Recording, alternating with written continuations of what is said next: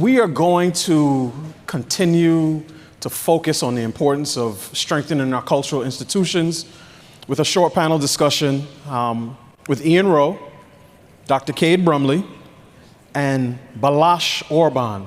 So I'm going to ask the gentlemen to join me on stage. And while they join me, I'm just going to read their bios very quickly so we can have as much time for conversation as possible. Ian Rowe is the founder and CEO of Vertex Partnership Academies, a new network of character-based international baccalaureate high schools in the Bronx. He's also the author of the book Agency and a senior fellow at the American Enterprise Institute.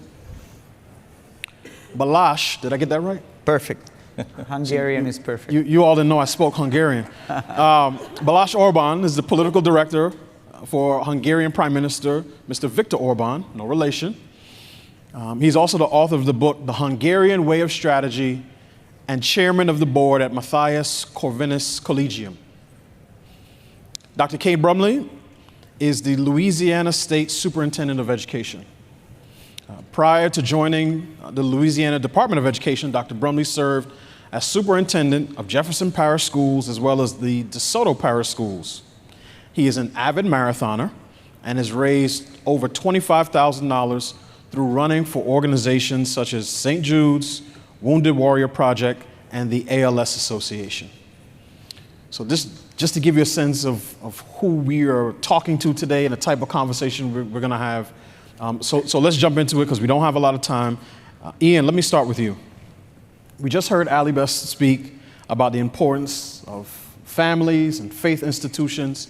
Can you take a few minutes to explain your free concept and specifically how you incorporate it into the education of your students? Yes. Well, first of all, it's a great honor to be here.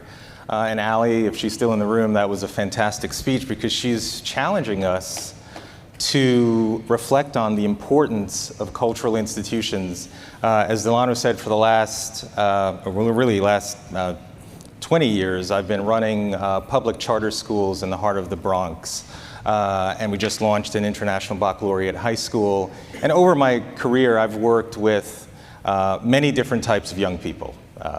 Rich kids, poor kids, black kids, white kids, Asian kids, Hispanic kids, kids who live in poverty, kids in domestic violence situations, very challenging situations. And part of the reason I run schools is I want young people to know that they can do hard things, but they don't have to do it alone.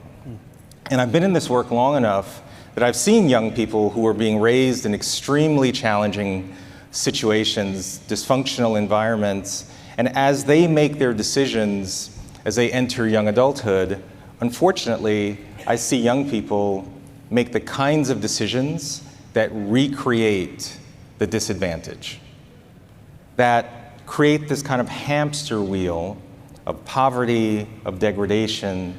And yet, I've also seen young people in those same exact situations where they face domestic violence and other kinds of challenges, and yet they make different sets of decisions. Decisions that allow them to break the cycle of disadvantage. And my animating question in my life is, what makes the difference? What is it that they've been exposed to that allows them to make more empowering decisions? And this is where the role of cultural institutions is so important. Because the difference I've seen for young people who break the cycle of disadvantage is that they've had a sense of agency. They've had a sense that they could control their own destiny. But that sense of agency didn't come from nowhere. It came from interaction, in my observation, of 4 powerful institutions that I call FREE, my framework: family, religion, education, and entrepreneurship. With the first anchor, family, young people who break the cycle of disadvantage are usually on a pathway following something called the success sequence, which many of you may know, but that's a set of data that says if you finish just your high school degree, then get a full-time job of any kind, just so you know the dignity and discipline of work, and then if you have children, marriage first. 97% of millennials who practice that series of decisions avoid poverty. and the vast majority enter the middle class or beyond. So the young people I've seen who've broken the cycle of disadvantage, regardless of the family that they're from, they understood the power was in the family that they form. They understood that the most consequential decision that they can make as a human being is to bring another human being into the world, and that there are different pathways of decision making to form strong families. So that's the first anchor. The second observation I've witnessed, that young people able to break the cycle of disadvantage typically had a personal faith commitment, usually forged through some kind of religious affiliation. Christianity, Judaism, Buddhism, it almost didn't matter, but they lived by a moral code. They had a framework for decision making to help them understand right and wrong. And more importantly, they were also part of a religious community of people that loved them, that expected them to live up to a moral code. So that's the second anchor I've seen. The third anchor, and I'll come to end quickly, but the third anchor I saw for young people who were able to break the cycle of disadvantage was that they usually benefited from some kind of educational freedom or school choice. That they were able to go to an institution that their parent, their caregiver, whomever, felt that this would be the best education for my child. Again, it's one of the reasons I run schools. And so for the young people that broke the cycle of disadvantage that I've observed, if they were on the pathway to form a strong family, if they had a personal faith commitment through some kind of religious affiliation, if they had gotten benefit of a strong education through educational freedom, the last E of entrepreneurship, this idea that they became a problem solver in their own lives, this sense of agency, that they have an overcomer's mindset. And for me, those are the institutions that certainly in my schools, we're trying to inculcate this sense that you can succeed even under the most challenging circumstances if you understand the power of the cultural institutions that are available to you regardless of circumstance. Thank you for that, Ian. So now I'll go to Dr. Brumley. How have you seen schools change since you first became an educator? Now I know it wasn't, I may be asking you to go back 3 years or so, but since you first became an educator, and then what are you doing to ensure that schools in Louisiana deliver the type of education that parents desire and that children need to succeed? Thank you, and thanks to Heritage for having me here today. Look, I've been in this work over a couple of decades now, and what I believe are some of the most important things that we need to be doing are, first, making sure that our kids and our employees are safe every day. It's our primary responsibility that happens every single day. Next, thinking about school choice and making sure that every family across our state has access to the school that makes the most sense for them, whether that's their traditional public school, public charter, non-public school, homeschool, Learning Pod, or any of the other flexible options that we believe need to grow within our state. Parents' rights, family rights, understanding that children belong to their parents, not the government, and trying to espouse those beliefs every single day and put those into practice. And beyond that, elevating the teaching profession. As professional teachers mean so much to our kids, and we need to make sure that they have the ability to get the training that they need and deserve. We have to make sure that they have the environment that is conducive to them teaching without disruption and kids being able to learn without disruption. But to answer your question, I think the most pressing issue that I am concerned about is just the fact that schools were never ordained to be social institutions. We were ordained to be academic institutions. And I see a consistent shift towards the schools trying to be social institutions. And I think what we have to do is return to academic excellence and a relentless pursuit to academic excellence so that ultimately meritocracy can be achieved and our kids can achieve the American dream. And I worry that schools are trying to do things that they were never ordained to do, and we're not doing them well. And we should be on an academic excellence pursuit and give everything that we can to pursue that and pursue that well. And so what does that mean? I have radical concepts. Teach children how to read. We're about to launch an even more radical concept. Teach children how to do math. graduate high school ready to do something, whether that means enter a career, go post-secondary, go into service, and a deliberate handoff between K-12 and that next season of life. And so those are some of the things that we're working on. Those are some of the things that we believe, and we believe we are making progress, and we are poised to further accelerate. Thank you.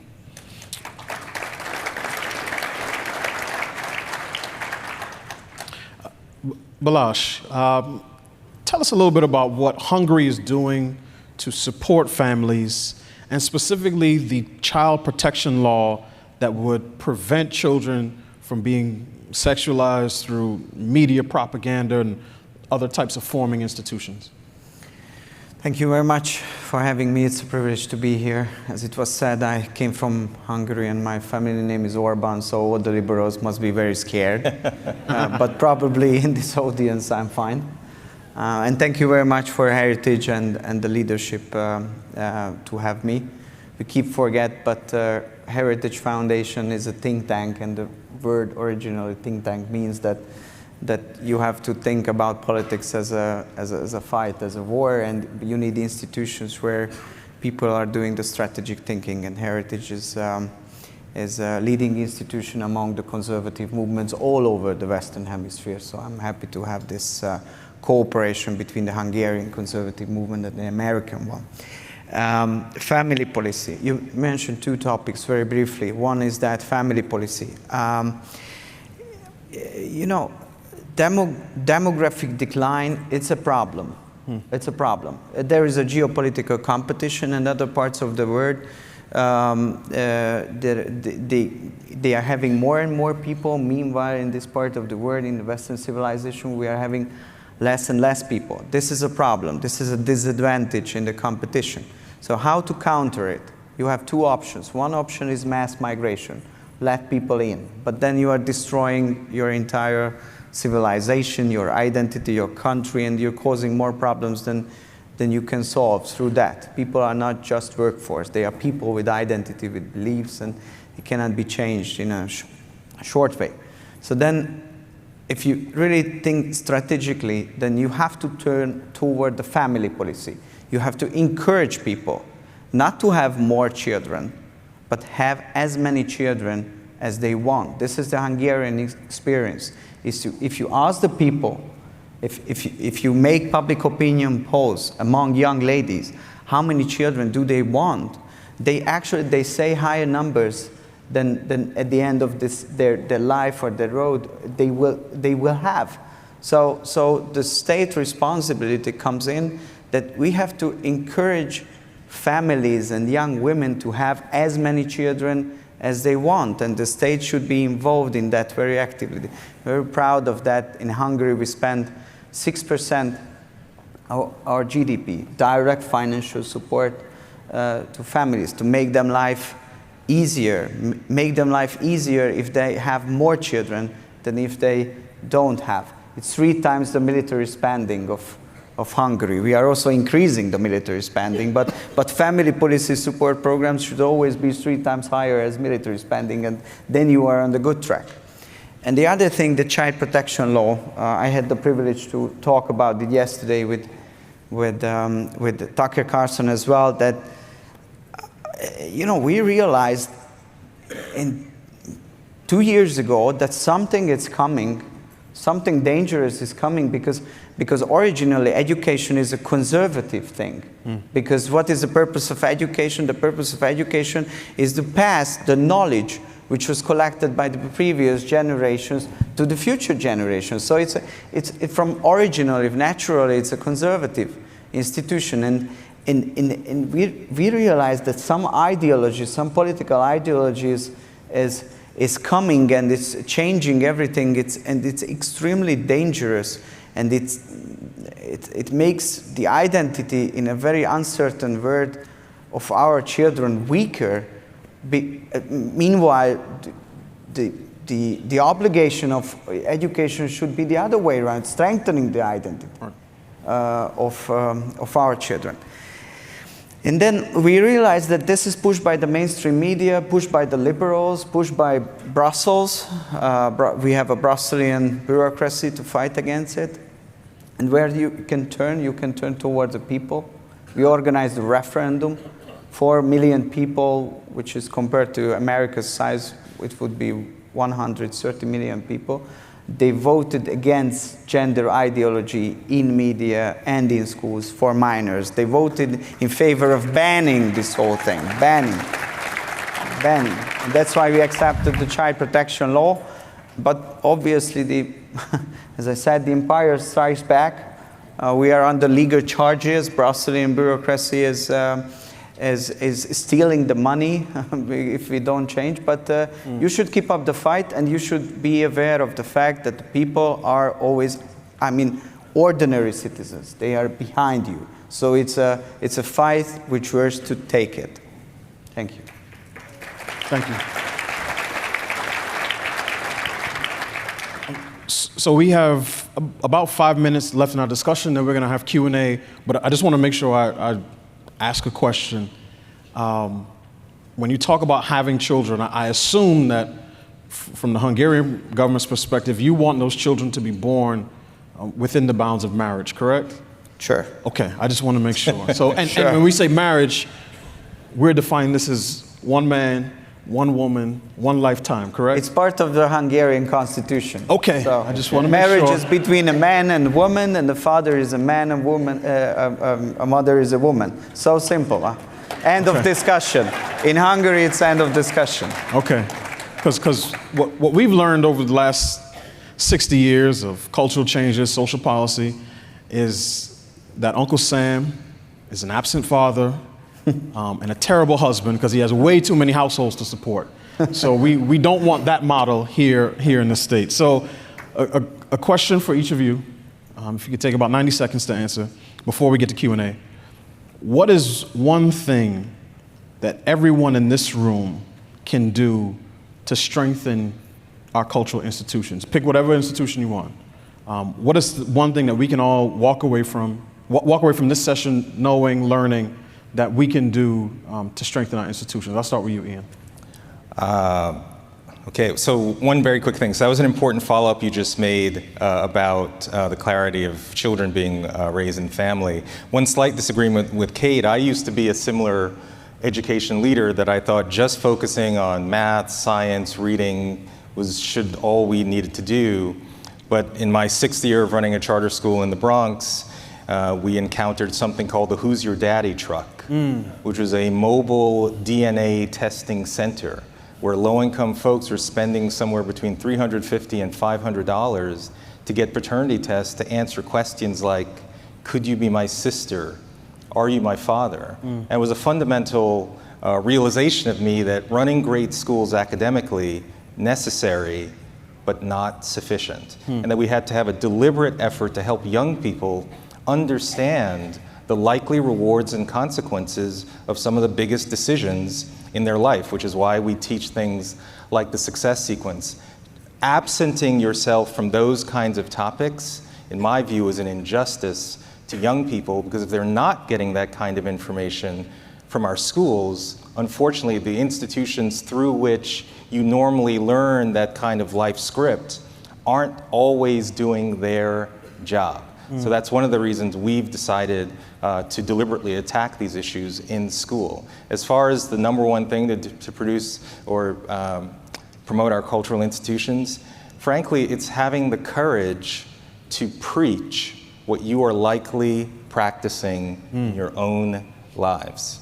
So often the people I see who rail against things like marriage, this is exactly what they're doing in their own lives. Right. They have finished their education. They've gotten full-time jobs. They've had kids within marriage and are getting the benefits of all of those lifestyle choices, and yet somehow not thinking that it's hypocritical to not promote that to the rising generation. So in other words, they walk right but talk left. Exactly. Okay. Thank you, Ian. Dr. Brumley, what's one thing? Or if you want to respond to Ian, I'm flexible if you want to respond. No, I mean, look, it's a good point, but at the same time, I just believe that we have to focus on academic excellence. And so many of the social issues that schools are trying to solve are not theirs to solve. And we have lost our way in many ways in terms of academic excellence, which ultimately, as I said earlier, leads to the American dream. But to answer your question, I would encourage people to stay involved. I would encourage people to watch the federal overreach. I can think of 3 clear areas where I believe to be federal overreach within the last year where we've pushed back.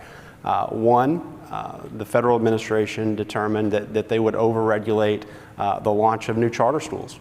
And instead of providing additional opportunities for families, they tried to restrict opportunities. So we pushed back, but we need help from others.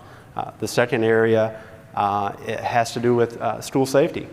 And so Bipartisan Communities, Safer Communities Act was passed, money flowed down to states. And so I said, I want to use this one-time dollars for one-time expenses to harden our school perimeters. We can't be soft targets. We have to make sure that we harden our perimeters so that our schools are safe.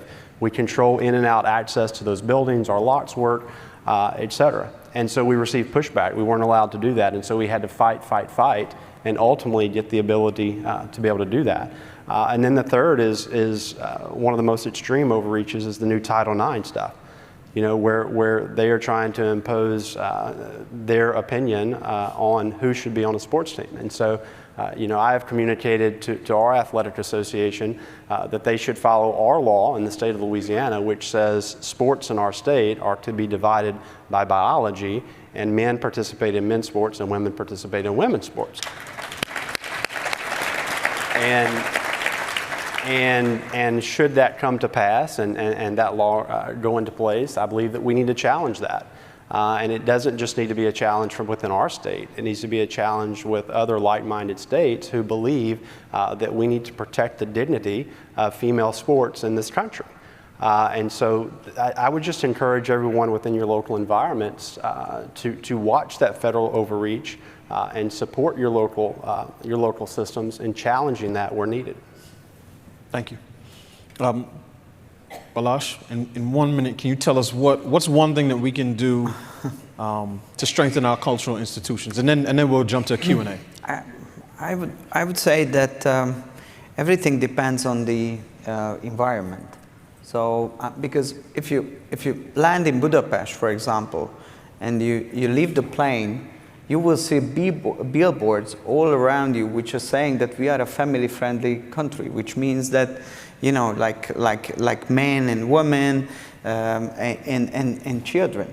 And this is what family-friendly environment means. And you walk around the city and you experience that you are surrounded with like-minded people. And then you don't have to feel yourself ashamed if you want to follow this kind of pattern, because you feel that this is the natural way to do so. And this is something which should be done. And then the results, they could speak for themselves, like the number of marriages doubled, the number of divorces halved, the number of abortions without changing any kind of regulation halved. So people react on that. So if you are able to create an environment where, probably we should grab the word from the liberals, safe space, which is a safe space for conservatives all over the country, then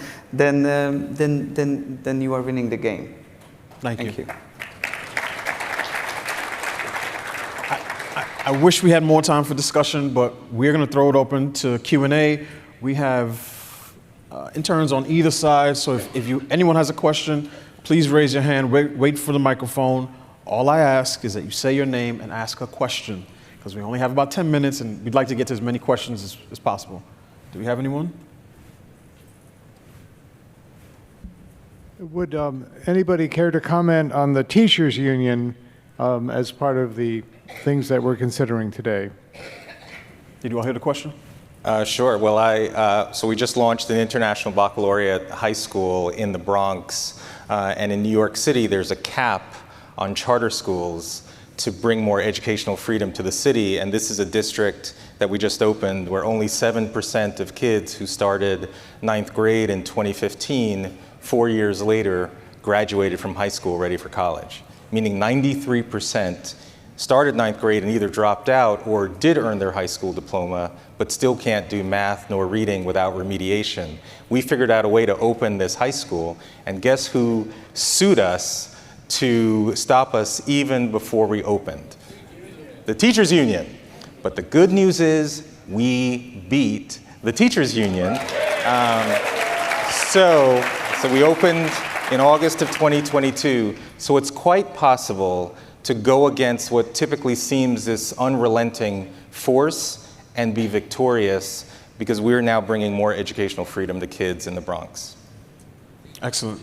Dr. Brumling? I would just say one of the things I frequently remind people is, our unions will try to stall things. They'll try to tell us why we can't do things, and people will often say, the teachers in a negative way. Look, we have some outstanding teachers across this country. I would assume many of you might be married to one, have a daughter or son, have an aunt or an uncle that is a teacher. And so what I try to tell people is, it's not the teacher, it's the union. And we have some great teachers in this country, but they are not all believing what the unions are telling them to do. I think we have another question. My name is Jansen String. I'm from Old Orchard Beach, Maine. And I think that the first thing that conservatives need to do to advance education in this country is to get rid of the Department of Education, which Jimmy Carter started, and all that's happened since that was founded is an increase in administration. And that's when you can mark the downfall of these schools. And I wonder what you all think of the Department of Education. Dr. Berman? Yeah, I mean, there's certainly an argument to be made for that. In fact, Heritage has released a report on exactly how that could happen. For us in our state, we're just trying to focus on doing the right things for our kids. Unfortunately, we have to push back against that department way too often. But there is an excellent paper out there from Heritage that describes how that process could happen. Do you want to add anything? I'm often asked, do I ever have aspirations to be the Secretary of Education? My answer is, why would I want to be the head of something that I don't think should exist in the first place? Okay. Another question? Hi, I'm comfortable to stand up. Chuck Willie, I'm a 39-year internal medicine physician, still see my own hospital patients. Next year, I'm going to be under the penalty of 1% of the Medicare spend in my realm. Be asked to ask all of my senior citizen patients, what was their gender assignment at birth, and how do they identify now?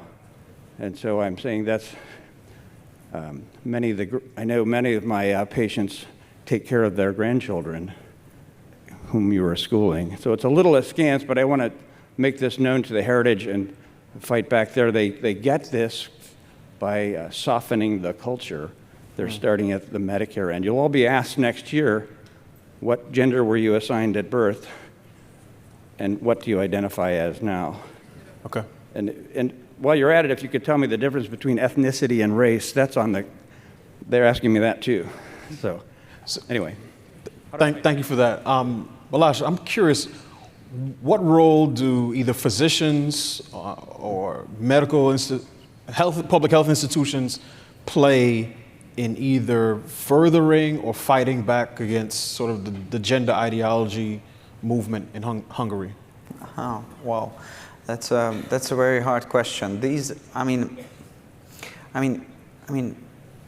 Sex and these kind of gender things, original gender things, not the gender ideology, it's not a democratic issue in general. I mean, mathematics is not, and healthcare is not a democratic issue. 2 + 2 is 4. It doesn't matter how much of you vote for 5 and 6 and 3. It's it's like 4. It's just fact. It's just factually based. It's very hard to convince them because they are not get used to the situation that they are in a war room. I mean, a political ideological war room. They are scientists, so they just don't understand why they should be involved in that kind of debate. But we are living in times where it should be done, and it should be said again and again, even if it's criticized that 2 + 2 is 4.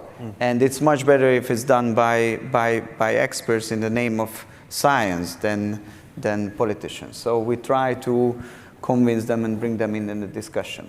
It's moving very slow. Thank you. Another question in the back? Yes, Steve Sass from Baltimore. Two somewhat related questions. Most governments, I understand, spend more money on educating the disabled, the handicapped, than they spend on the gifted and the talented that will help society. One, is that true? Second question, relating to the trans, I understand there's one international group that has said trans cannot participate as the other sex if they passed puberty at the time that they changed sex. Has the Olympic Committee said anything? Has Europe done anything? Okay, so I think the first question is really good. Ian and then Dr. Brumley, I think, well, both questions are really good. Right. But can you address sort of education spending or the focus of education, both on children who have special needs as well as gifted and talented children, especially coming out of New York? Right, well, it's definitely a fact, certainly in New York City and I think across the country, that far more resources are afforded to students with special needs, students who have things called individual education plans or 504s.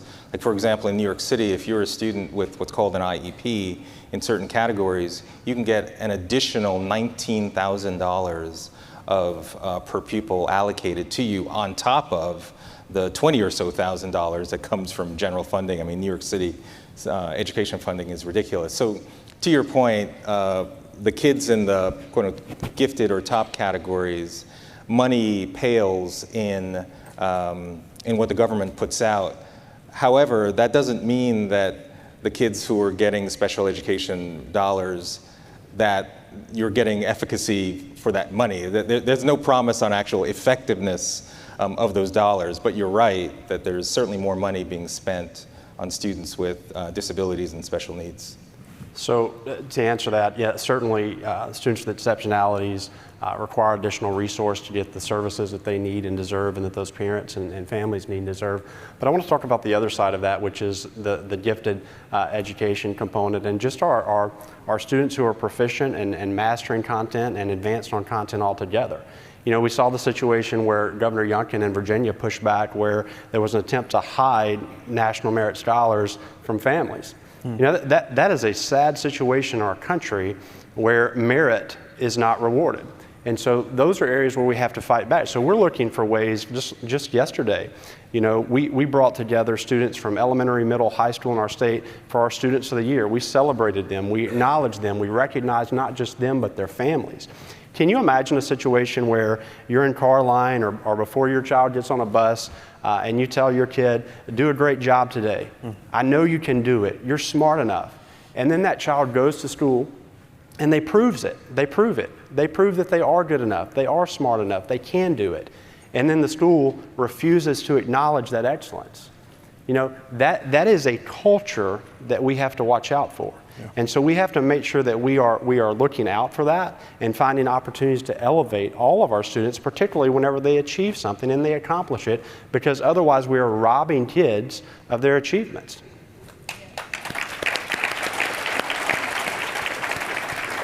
And this will be our last question.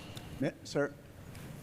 Oh, me? Or Okay, I guess we have a final two questions. So you go first, and then we'll have one other, and then we'll break for lunch. Hi there, my name is Alvin Louie from Courage is a Habit. So Dr. Brumley talked about federal overreach. One of the biggest federal overreach in education is the student data mining, usually done through social emotional learning surveys in class. And they take that data, and it's a self-fulfilling prophecy which justifies most of the issues that we find in education, especially the trans issue, the cultural responsive teaching, that type of thing. And that's the bloodline to all this, a lot of this. So what are some of the ways that you guys are looking at to stop that data mining? Because it's certainly big federal overreach. Yeah, it's a great question. Actually, our state, I think, has been a leader in this for some time. We have some of the strongest student privacy laws in the country. our agency in and of itself, we're not allowed to have the social security number of a student. We have student identification numbers, and so where we do share information, we have memorandums of understanding and data privacy agreements. But we in our state, I can speak and certainly with confidence, we have strong data privacy rules. And if your state doesn't have those relative to student information, I would encourage you to do that. And also, this TikTok situation is real. Like I put out a note to our systems across the state, we should not trust the privacy of American kids to a foreign government. And so I asked all of our schools across our state to remove TikTok as a communication platform for the families, remove it from publicly funded devices, because we are concerned about not knowing what we don't know. And I just believe that we have to err on the side of caution. Thank you. Last question. I'm Don Runkle from Michigan. I'd be interested in your discussions on curriculum. America currently, if you look at reading, science, and math, ranks between number 25 and 38th in the world. We used to be number 1. When you dig into the curriculum, which I've spent the last 2 years doing, the curriculum, particularly in the science area, is flawed. It has errors in it. These curriculums, by and large, 45 states now have approved these curriculums. It's de facto national standards, even though we don't have the federal government involved. So I'd be interested in, are the states digging into the curriculums and understanding what is being taught? Because we've had this system now for over 2 decades, and the results are we're in 25th to 38th place. So as Winston Churchill once said, in spite of a fabulous strategy, you once in a while might want to look at the results. Did you want to quickly, and then I'll... I mean, we could have a whole panel just on this topic. Absolutely. I mean, there's so many reasons. I mean, it's evident.